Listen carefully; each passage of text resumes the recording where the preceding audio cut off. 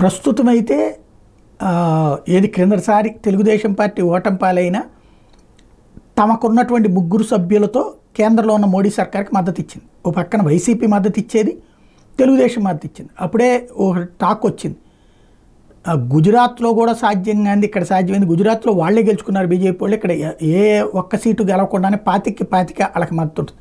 ఇప్పుడు కూడా సేమ్ గెలిచిన తెలుగుదేశము మద్దతు ఇస్తుంది, అలాగే ఓడినటువంటి వైఎస్ఆర్ కాంగ్రెస్ పార్టీ కూడా మద్దతు ఇస్తుంది. నిన్న జగన్ చెప్పుకొచ్చింది అదే.